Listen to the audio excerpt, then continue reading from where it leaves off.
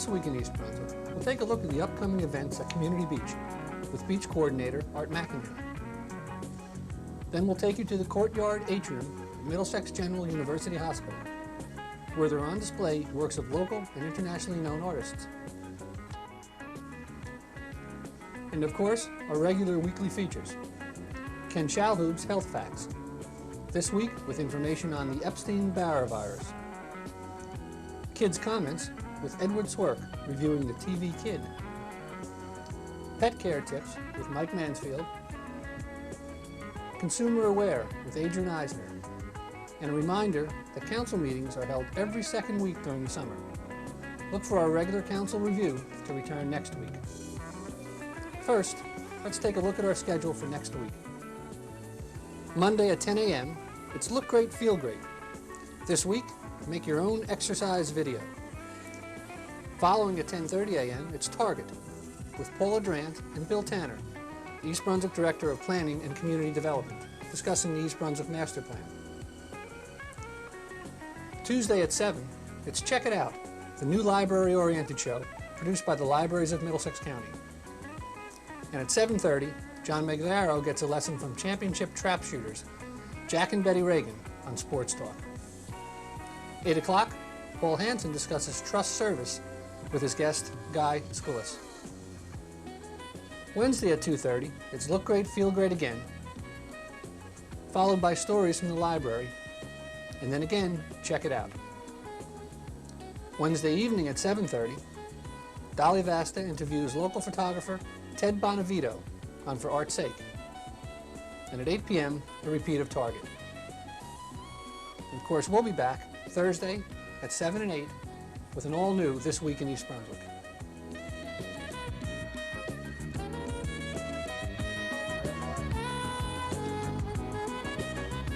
Hi, I'm Art McInerney, the Beach Coordinator for the East Brunswick Community Beach. I'd like to take advantage of this opportunity to extend to you an invitation this summer to come down and join us and to get a bit familiar with more of our facilities and programs down here. At first, I'd like to bring you down to the waterfront, and going down there we have two distinct areas. One is our kiddie area for our parents, infants, and toddlers, and the larger area is for our adult swimmers, the adult swimmers being from age to 12 and older. We also provide a swim test on a daily basis at 2 o'clock for those patrons that are under 12, and if successfully completing our swim test, they too are allowed in our adult area. For those of you that are exercise buffs, on occasions from time to time, we schedule adult swims in our swimming lane area, and that will give you an opportunity for a workout. Leaving our swim area and going adjacent to the other lake, that is where our boating is provided. From our cashier office, you can rent either a rowboat, paddle boat, or canoe. And our attendants down there, Bob and Wendy, would be more than happy to provide you with an afternoon of boating. Some of our other recreational areas that we have down here for your enjoyment would be our basketball court, our volleyball court, tetherball, horseshoes, and a playground area for our toddlers in the back. That's just about updating you on the facilities and what we have down here. I want to bring you some information on the programs that we may have down here for you this summer. Starting with the Sandpipers, our Sandpipers are coming off a super season from last year. I think they're in a neighborhood of 8-2. Right now we're taking registrations for some new members for our swimming and diving team. We are also equally as proud as to extend to you again our swimming programs, which start June 24th and ending August 5th. And we have a whole array of swim programs for you, going from pre-beginners to beginners 1, beginners 2, advanced beginners, and intermediate. In the month of July, we'll be starting our water bug program again for you, which is a super time and experience for both adults and children, where this is for the first time the parent is teamed up with the child and they're in a position where they're both getting comfortable with the water for the first time. Dave Harris will be heading up our junior and advanced life saving again, and this also will be taking place in the month of July. Some of the events that we have for you, we try to get a little something going each month that we're open. In the month of July, towards the back part of the month of July, is our adult evening programs. And right now that is still in the works. I'm thinking along the terms of our luau that we had last year and the year before that. In the month of August, for the first time in a long time, we're going to have a teen night or a youth dance, and that's scheduled for sometime in the back part of August. And in September 1st at 7 o'clock, again, we'll be providing our concert under the stars with the Garden State Symphonic Pop Orchestra.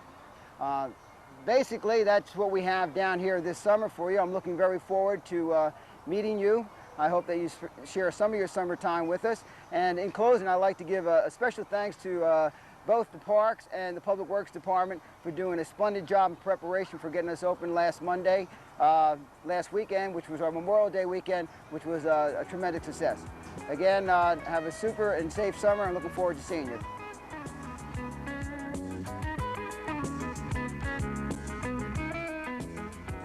Springtime in the Courtyard, a major exhibition and sale of works of 37 internationally known sculptors, opened at Middlesex General University Hospital on June 1st, and the exhibit will continue for 2 weeks through June 15th.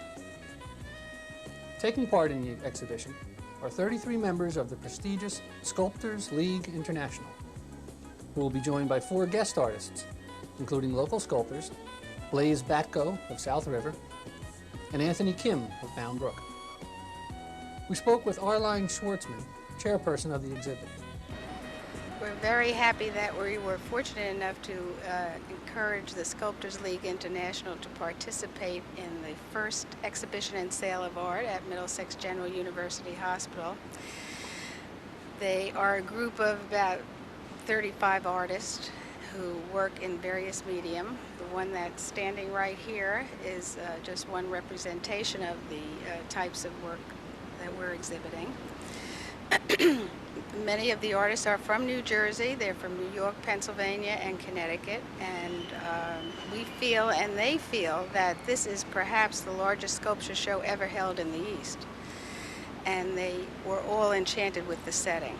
Now, the artists' work include wood, with it works in the medium of wood and marble, and the bronzes, and of course the acrylics.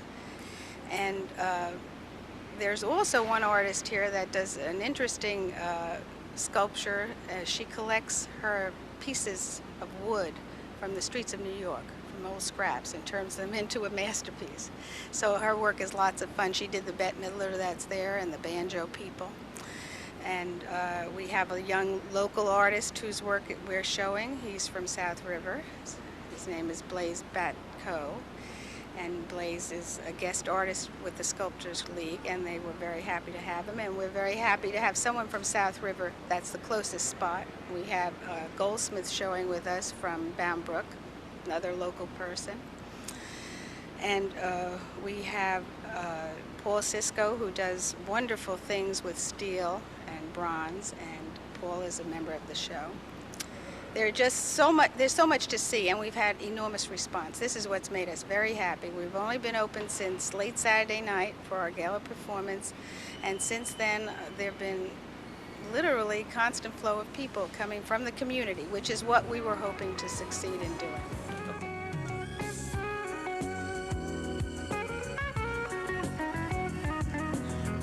Hi, I'm Dolly for This Week in East Brunswick, and on behalf of the East Brunswick Arts Commission, I would like to take 2 minutes of your time to invite all of you out there to the Young Musicians Concert this Sunday evening, June 9th, 7:30 p.m. at the Senior Citizen Center in East Brunswick.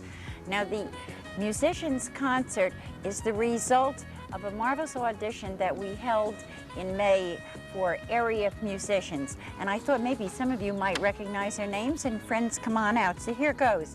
Jonathan Cheskin, William Delicato, Ted Hafner, Julianne Husang, Julie Pomarisi, and Jeff Swierk. So friends of all these young people and their parents, come on out and support them. It's the only thing to do with young talent. I'll see you this Sunday night, the Senior Citizen Center, June 9th, 7:30 p.m., free admission, refreshments. Take care.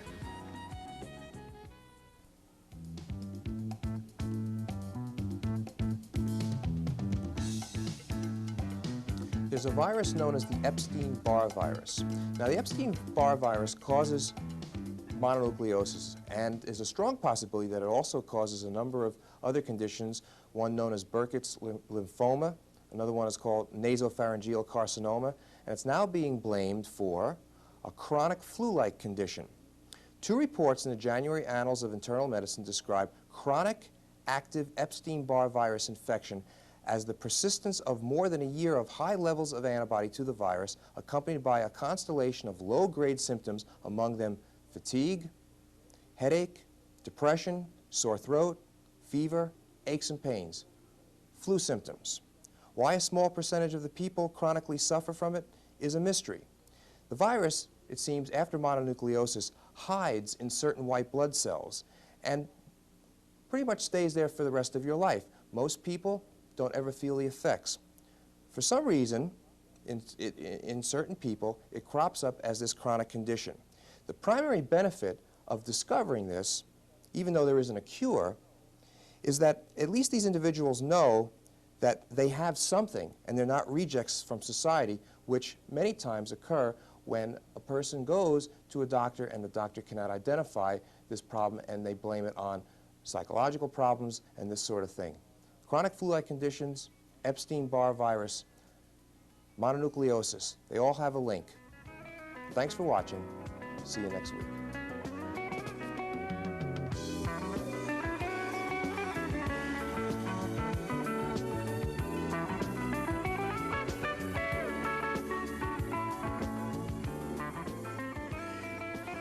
My name is Edward Swierk, and I'm reviewing The TV Kid by Betsy Byers.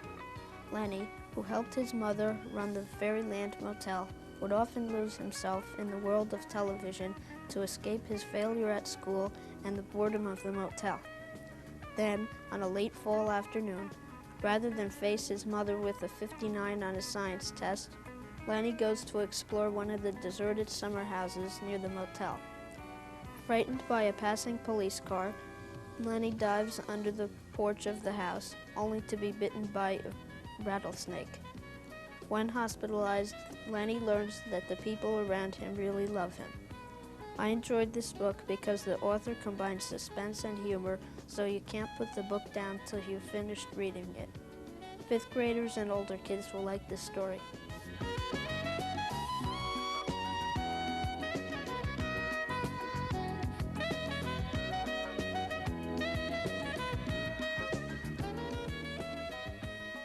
How do you do? I'm Special Officer Mike Mansfield, East Brunswick Animal Control. I'd like to take a couple minutes of your time to talk to you about some of the odd little critters you might see in your backyard. I have a lot of calls in reference to woodchucks and chipmunks running around in people's yards, and they're concerned for their children and diseases and rabies and things like that. Woodchucks and chipmunks can carry rabies, but there's no documented cases in New Jersey of them having rabies. Woodchucks are strictly vegetarians and prefer only to eat the fresh grass and your garden a little bit. The chipmunks are also vegetarians that like to live in the low brush area that you provide by landscaping your yards very nice. They love to lay in the low bushes. Normally, the chipmunks will not go in the home. Occasionally they will, but they just want to get out as fast as they can. They're not house-dwelling animals like field mice and house mice would be. You have to be any concerned that they're going to attack you or your children, because they just don't. They're more afraid of you than you ever will be of them. Woodchucks are large animals, look like a giant guinea pig or a small bear. They bother nobody either. The people are concerned that they're in the yard and they're going to attack their children, and there's never ever been a case of any woodchuck attacking any person or any child or any animal. Animals, pet dogs will occasionally go after the woodchuck, and they may stand their ground, but even then there's no documentation of any animals being injured by this. I'd like to see you try and live with some of the wildlife that you see in your yard, because the building in the town is so fast that they don't have a chance to even get out of the way, and they're just running rampant all over town trying to find their own little niche to live in. Whenever you remove any wild animal from your yard, another one will move in, because they're all looking for their own little niche to live. Trapping or relocating any wild animal doesn't work. We like to trap them and set them free somewhere else, but all we're doing is moving them into another animal's territory, and in most cases they end up fighting with the other animal, in which case one of them dies or has to move on and continue looking for another place to live. State Fish and Game recommends any wild animals that are caught should be euthanized to prevent this. We do not like to euthanize wild animals. So if you can find the time to enjoy the wild animals in your yard and just live in tranquility with them, it would be much better for the animals. Thank you very much. If you have any other questions about any wild critters in your yard, or any other questions on animal control, you can reach me at 390-6960. Remember, January is coming up, and that's license time. Please license your dog, then I can safely return him to you.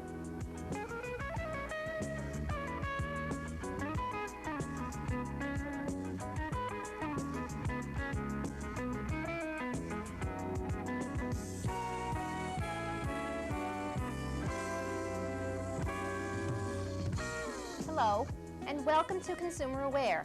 I'm Adrienne Eisner of the East Brunswick Consumer Affairs Office. Now that spring is here, many of us and other members of our family will be spending more time riding bicycles. Today we're going to be talking about some important tips on bicycle safety. Because of a sharp increase in the number of bicycle fatalities resulting from car-bike collisions at night, the United States Consumer Product Safety Commission has issued a warning to bike riders to take necessary steps to make themselves and their bicycles more visible at night. Motorists involved in car-bicycle collisions report that they hit bicyclists because the bicycles and riders were not visible. Cyclists' failure to wear protective helmets may also have contributed to the severity of head injuries suffered in car-bike collisions. Here are some important recommendations for cyclists. First of all, be sure that your bike has reflectors that are required on all new bicycles by the Consumer Product Safety Commission bicycle regulation. Each bike should have front and rear reflectors, pedal reflectors, and side, rim, or wheel reflectors. Use front and rear lights to help make your bicycle more noticeable to cars at night. Wear reflective clothing to make yourself more visible to automobile drivers. Wear a reflective vest, reflective bands on arms and legs, and reflectorized tape on the helmet. Also, always wear a good helmet with a rigid but crushable interior material which may absorb the force of an impact.